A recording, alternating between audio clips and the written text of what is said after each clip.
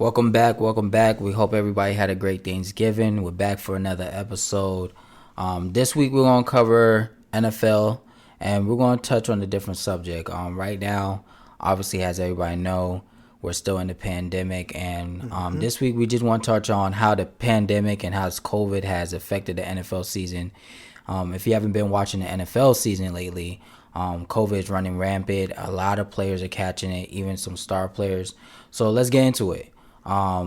This week, as some of you guys might know, might not know, for the first time in probably my lifetime, I ever seen a team that didn't have a starting quarterback on roster. Not because of injury, not because of contracts, but because they got COVID. And I believe there is an injury on one of the players, but this is incredible. So the Denver Broncos this week actually had to bring a practice squad player, and he's a receiver. Now he's playing quarterback this week for them. This is crazy. This goes past just one monkey don't stop no show. You got 4 monkeys out, man.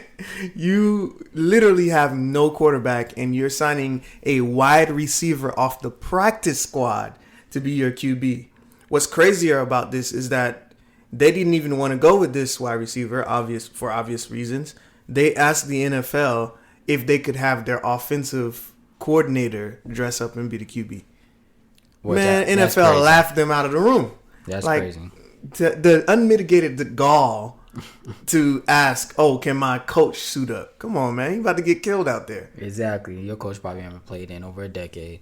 But right now, I mean, if this is a trend, I mean, who knows if a week from now or 2 weeks from now, there's another team that maybe he's not at the quarterback position, but it might be at the receiver, the running back, or offense and defensive line position. These very important positions on the field. Mm-hmm. I think a lot of teams now has to put that into consideration. In sports, they always speak next guy up. I think now you got to speak the next 2, 3, 4 guys up, because you're not just playing for game day as far as your game plan to win the game, but you have to plan for if your guy gets injured and if they catch COVID now.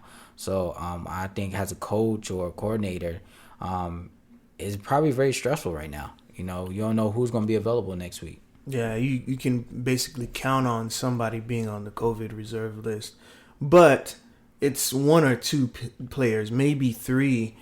But we're seeing whole teams get decimated. The Ravens, they had 19 people on that COVID reserve list. And on top of that, they had, who did they have?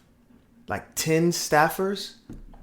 They had 10 staffers as well. So it's running rampant. But the one thing that you can understand from the NFL is that they do not care about the players. They care about making money. Nothing's going to stop the show. I mean, they got to keep the product on the field. If there's no players on the field, there's no football games being played every Sunday or Thursday night or Monday night. There's no money being made. That's why they were so adamant of getting the season started. I kind of saw that coming. I said, there's no way you can have a contact sport and not nobody catch COVID. Not only a contact sport, you got 50 to 53 players, probably an extra 30 to 45 between trainers and coaches, and you got 30 teams, 32 teams. Mm-hmm. How you supposed to be account for everybody? Everybody got different home living styles. You're traveling from state to state every week. This is not the NBA where you can keep everybody in a bubble and monitor them. So, I mean, we're getting into the colder months, November, December, January, where the weather definitely drops.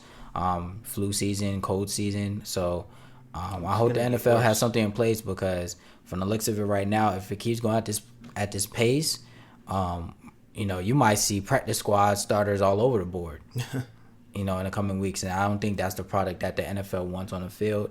We already have star players like Lamar Jackson, Cam Newton, catch COVID. And right now, whether you're a football head or not, every Sunday you tune in to see the stars on the field. That's the entertainment we want. That's the product we want on the field. We come to see the star players, especially at the quarterback position, because if you don't have your starting quarterback on the field, likely the chances of you win that game is not high unless you're playing a really bad team. But not only that, the viewership goes down.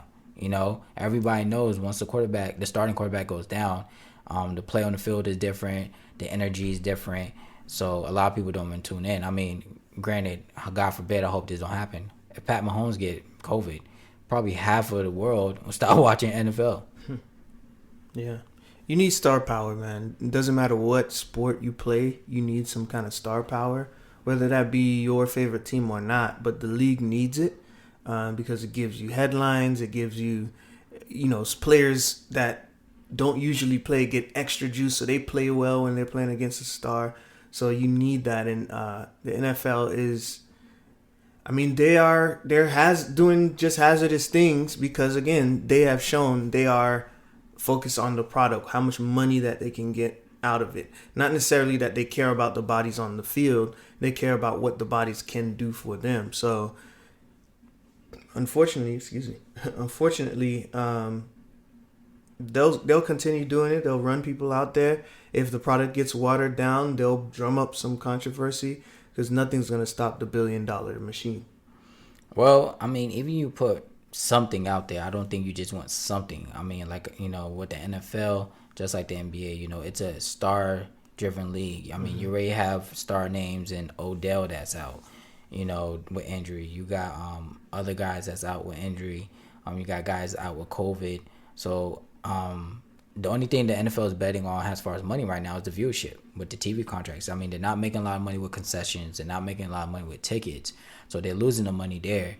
So I think it'll be behoove them to just say, oh, yeah, we'll just put anything out there, just have anything out there. No, you want them stars out there because I don't care what you say. I'm not tuning in on Sundays for 3-4 hours to watch practice squad players. I want to see Deshaun. I want to see Lamar. I want to see Pat, Brady, Breeze, Rodgers. I want to see great, entertaining, high-level football being played, not Mr. So-and-so from, Minnesota who went to a JUCO, school that made the practice squad. But if it comes to that, trust me, people will adapt and they will, because what's the other explanation for seeing these terrible teams, not just in football, but in basketball? The New York Knicks, for example. They are trash, have been trash for as long as I can remember, but people still come because the expectation is that we're going to suck, well, at least I'm going to be watching sucky basketball. At least they're my team. And so people like Spike Lee, they know they're not coming to see a win, but maybe we can score a bunch of points. I don't know. What do losers think about it? Spike losing, coming for the win. Y'all losing Knicks fans need to let me know because we know you're not going there for winning. But anyway, I don't know. I feel like people will adjust, and because it will be a slow burn as the talent gets smaller and smaller, and teammates and people not willing to play anymore. What's the guy's name? Wide receiver for Marquise Goodwin. Yes. He chose his daughter. He chose his family over football.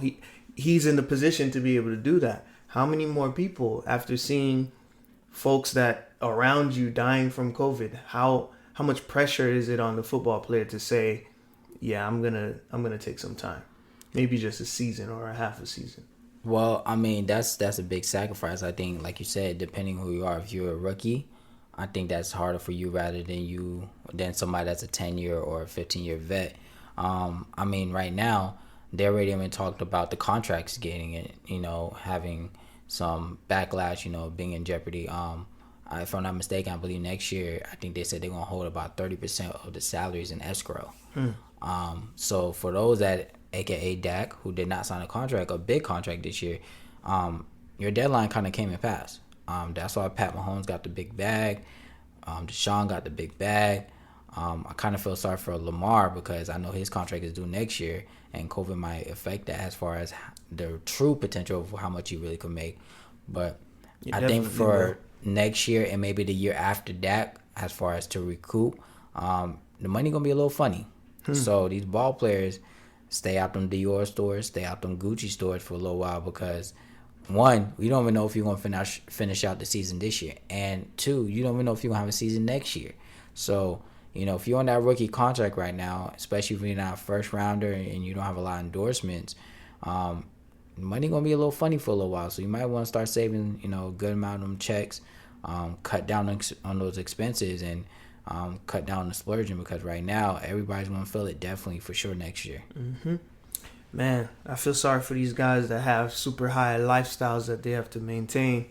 The fall from grace is actually harder. So the higher up you are, the harder the fall, right? So this is really what we talk about when we say sports cash. We're talking about sports and money, because it's not just the sports, it's the players and the lives and the families behind them as well. So that's how COVID is affecting it. It's affecting everyone, but specifically in the NFL, they're going through it right now. For sure. Right now, I mean, we're about to go into December, so that means playoffs is right around the corner. But again, if I'm Roger Goodell, I'm watching very, very, very closely. I don't think I want to go into the playoffs with half of my league down as far as either injuries and COVID. It's not a great product. It's not, playoff football, which we are accustomed to. So, honestly, my opinion, I think the season is very much in jeopardy. The numbers are getting higher every year. I mean, not every year, every day, in every state. Imagine, cities like Kansas City, New England, New York, Chicago, these very, very, very cold places, Lambeau, where, it's 10 degrees, 3 degrees, it's already brick cold. Now you're asking COVID, and some of these players might say, hey, look, man, I got family, like you said, I got family and kids at home, man. It's already brick out here. Plus, you talking about, COVID is running rampant. You want me to go out there? Nah, I miss that game check. I miss these 2 games because... Yeah, I think it's more likely that people will stop coming. They will start opting out of the rest of the season. That's going to make the NFL shut down. Then, rather than thinking that the NFL will take some initiative on this. Remember, this is the same NFL, same league that basically blackmailed and blackballed Colin Kaepernick, and they never made it up to him.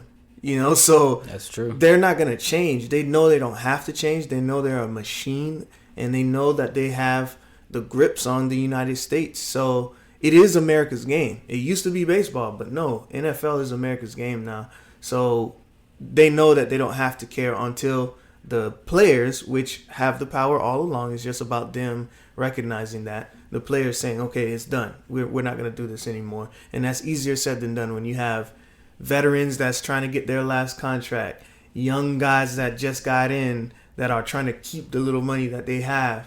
And, all these guys that are getting paid like LeBron, they're going to say, okay, it's fine. But the majority of them, I would say 80-20. Huh? It's more like the people that's looking at Pat get paid. Exactly. Oh, yeah, exactly.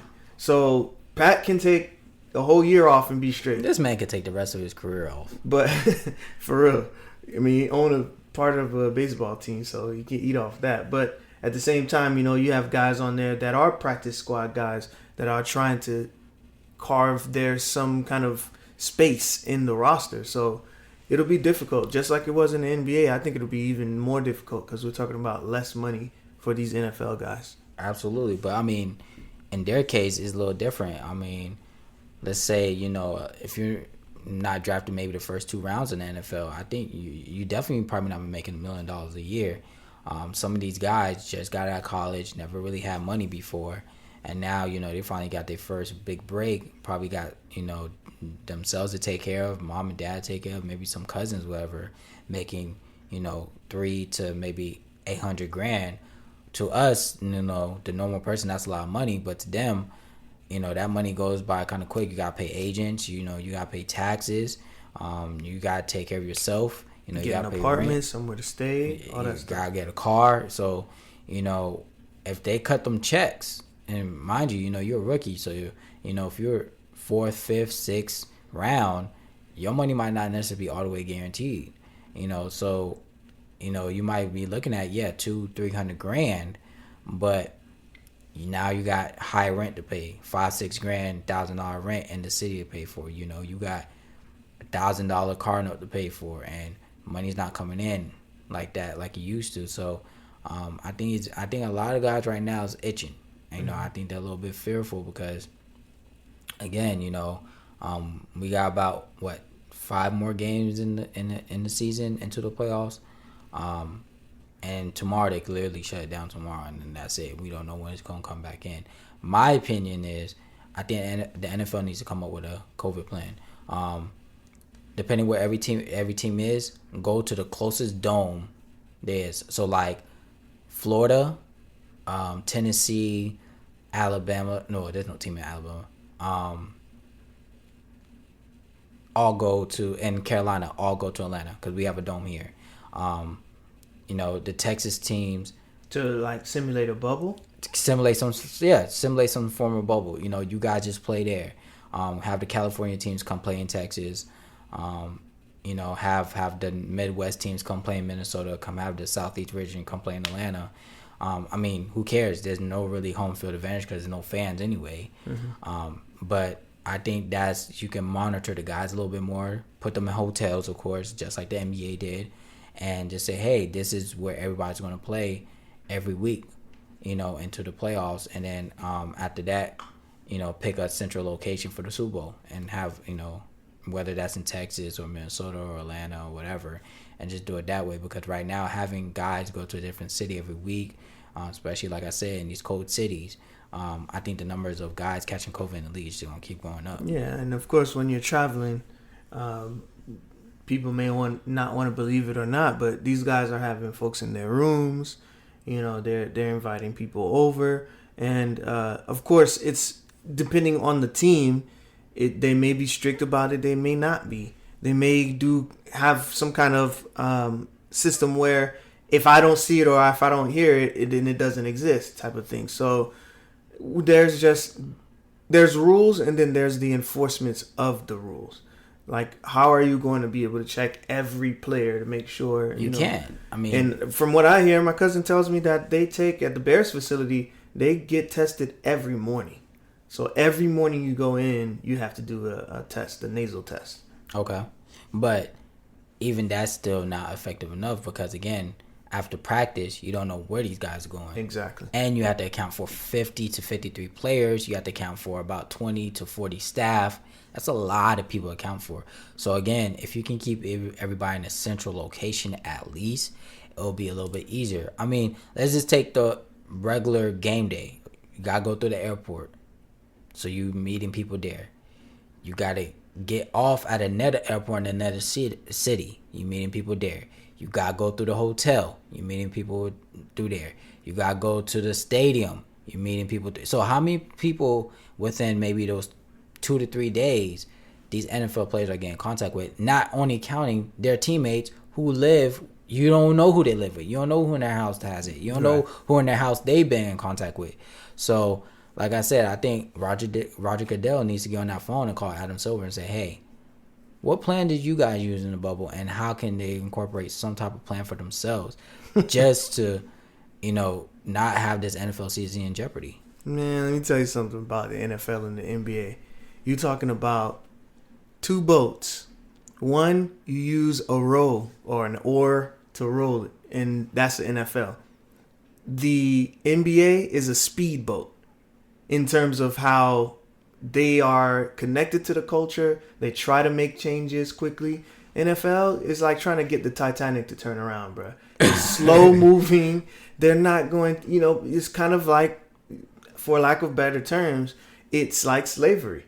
Because you got these billionaire owners that don't care, and they say that, no, we're not going to play the game if anyone wants to kneel. You remember what it was after Colin Kaepernick. Absolutely. So they're just... And you got fined. And they get fined.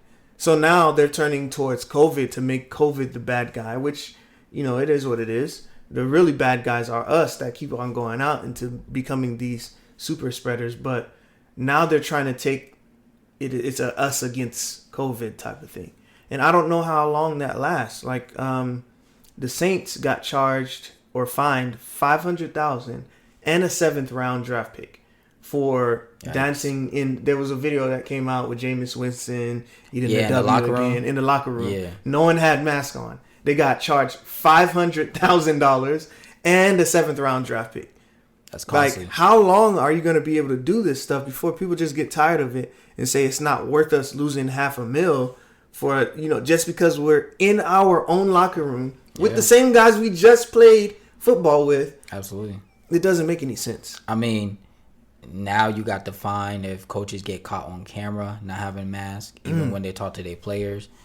You got the fine if trainers don't have masks on when they dealing with the players during game day.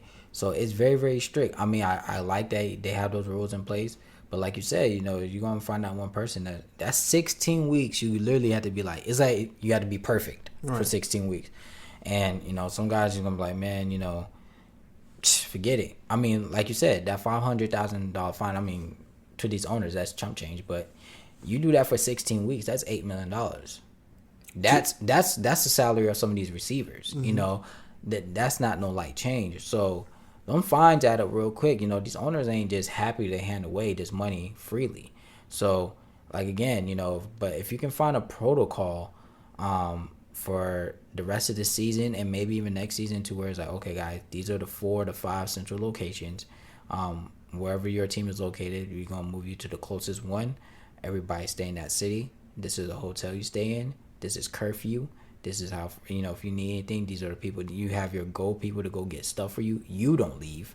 We have, kind of like, I guess, our own Postmates for us or whatever. Mm-hmm. And I know it will suck, but I think that would be the best plan right now to establish because, I mean, granted, like you said, if you got a player that's only making $2 million and 30% of that's in escrow, that's before agent fee, taxes, and, just your regular life expenses. 30%, that's a nice chunk of change. Yeah. $2 million and you taking 30%, they saying, hey, I got to hold $600,000 of that. Mm-hmm. You ain't gonna be too happy about that, So these players better get it together. These coaches better get it together. These owners better get it together and come to one understanding just for the sake of everybody. I know the players want to keep on playing because they need the checks, and I know the owners want to keep the product on the floor so they can keep generating revenue. But that's not happening if these numbers keep going up. Everybody gonna take a hit. To your point earlier, you were saying it's starting to get colder, and although you weren't making this point when you said it, I think it bears, we have to say it because it gets colder. There's guys that you've heard of winter depression. Folks getting sad because the sun is not out, not getting enough vitamin D, all that stuff. I think not only are people going to get sick during the cold season, and possibly catch COVID, but they're not going to be as motivated to stay on the team. So on a Tuesday night in the middle of October, although we're already in November, let's just say, December, in the middle of December, it's pure cold outside, and they still have that option. I'm not sure if they still have that option to opt out. I think it was a before the season type of thing. Midpoint. But what if someone says, well, it's just not worth it. I know I'm going to lose the rest of the money because I have to play to get paid, but it's not worth it because I have my wife's pregnant or whatever happens. I feel like because it's cold, it will exacerbate that. It's going to speed that up. But even past the season, I mean, what would that do for the playoffs and potentially maybe even the Super Bowl? Because right now, I mean, you have those teams that's Super Bowl contenders right now. You got the Seahawks, you got the Chiefs, you got the Packers. These are teams that, we're kind of expecting to be in the Super Bowl. So, God forbid, you have somebody like Tyreek Hill says, you know what, I'm out. That changes the whole landscape of the playoffs. That changes the whole landscape of maybe even the Super Bowl. So you have to think about that. And again, these are things not only the players have to think about, the owners too, because it's like, hey, for some, in the NFL, you don't get to go to a Super Bowl every year. So for some franchises, like last year, Chiefs haven't won a Super Bowl in how long? 50-something years. That was their first Super Bowl. So, if this is your year to make it, especially with COVID, you don't got no fans, so there's no home field advantage. That's in your favor. You have a lot of hiccups that happen. Drew Brees broke his ribs. And damn near all of them. Oh yeah, right. Lamar is out. So certain teams, aka the Titans, this could be your chance to sneak in and probably go all the way. So you do not want to jeopardize the playoffs at all. And now that as a fan, I don't want to see it jeopardized either. I want to see the elite of the elite in the playoffs bang it out. That's what I want to see. And of course, everybody wants the Super Bowl. You know, that's the number one sport event every year. Yeah. You do not want, whether you're an owner or a fan, you do not want the Super Bowl to be gone or postponed or canceled. We got over March Madness. We got over a lot of these tournaments. What was it? The summer games in Tokyo. We got over that stuff. But Americans will never get over not having a Super Bowl. It has to happen. And I don't care if they're rolling out people in wheelchairs. No disrespect to people in wheelchairs. I'm just saying, if they're not rolling out the top talent, then I mean, I still think that people would watch the Super Bowl just because the stakes are there. It makes it a little bit of drama filled. Yeah, but there's no drama if there's no star players. That's true. That is very true. I mean, as of right now, everybody wants is probably see. But think of the ramifications financially, though. You have to have a Super Bowl. You have check people this. paying millions for commercial spots. It's probably more than that. I mean, if you're, not to cut you off, but if you're a big brand like Google, I'll pay a bill for 2 minutes. I mean, as of right now, the spending just for Super Bowl, as far as the event and what happens in the city, they're already calculating $17.2 billion for the Super Bowl for the city that it goes to. No, I'm just not just the city it goes to, but as far as what the event generates, right? As far as the game, the things surrounding the game, and all the festivities during the week. Mm-hmm. Super Bowl weekend generates $17.2 billion. I don't care who you are, nobody want to miss on that. Yep, they're not giving that up. Even me. I mean, I wish the Super Bowl would come back to Atlanta again so I can make some more money because I want that piece of the pie. Nobody's willing. $17.2 billion in, let's say, 4 days. But think of it on the other side, too. It gives kind of people some hope that things will get back to normal again. So I'm sure if the NFL is worth its salt, it's going to push that angle. I know I would. If I was a commissioner, I would push out stuff like propaganda showing how NFL is making everyone feel normal again, even when they're dealing with a bunch of COVID cases. So, besides the money and what it will do or what you would lose if you didn't have it, just push that angle and you'll see more and more people support you. That's true. I mean, at that point, it would be hard because nothing feels normal. I don't think anything has felt normal in the past 11 months. Mm-hmm. But I don't know how they will make that feel normal. I mean, even now, football's already halfway done and it still don't feel normal not seeing no fans. Yeah. So imagine you have a Super Bowl, now you ask yourself, do you have a halftime show? Is there a climax of, every Super Bowl has that climax where it's a fumble, a big catch, a big drive. Now I feel like, if you go to the Super Bowl and somebody get a pick in the fourth quarter, just like, oh, okay, a pick. Like, it doesn't have that, rush feeling that Super Bowls usually have. So, they're going to have to get creative, Like you said, it's not the NBA where, the players can add to the product per se. The NFL is more, I guess, a unity thing. It's just, as you can see with the uniforms and everything, then they can't be as expressive as the NBA. But whether they can or not, that's $17.2 billion you don't want to lose. Yeah, you don't. Owner, players, fans, city, you don't want to lose that. Citizens of the city. Yeah, you don't want to lose that. That's a bag. That's a bag. But we're going into what, week 11. Mm-hmm. We got the MVP race right now between Mahomes, Rodgers, Josh Allen, Tom Brady, Russell Wilson. First of all, who's your MVP right now? It's a tie between Mahomes and Wilson. Okay. Because I think do they have the same numbers? The same numbers right now? Are they both like 7-1, 8-1? No, because Seahawks lost again. Okay. Yeah, I can't count out You can't deny Pat Mahomes, and you can never count out Russell Wilson. So for me, it's tied. It may come down to what the entirety of the season looks like, because right now they're neck and neck to me. I agree. I mean, I picked both of them too. I don't know if it's necessarily a tie per se. You giving the edge to who? Performance wise, I want to give it to Mahomes, but for the type of year he's having, I want to give it to Russell. I understand that completely, because that's exactly where I am. But we have 5 more weeks, so let's see how that plays out. I think Russell probably has a couple more games on his schedule. I think Pat Mahomes definitely has a couple more games. I think in December, that's going to be a deciding factor how they play out in December.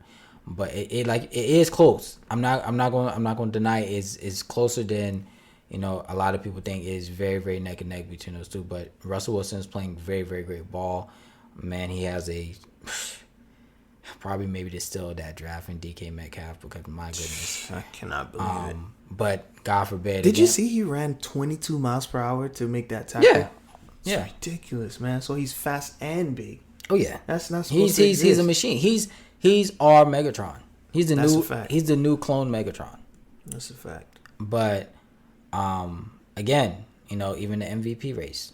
Please, there's one thing I really don't hope none of those guys catch injury or COVID, because that will completely shake up the whole MVP race. It might even dictate for somebody to win the MVP that's not supposed to win it.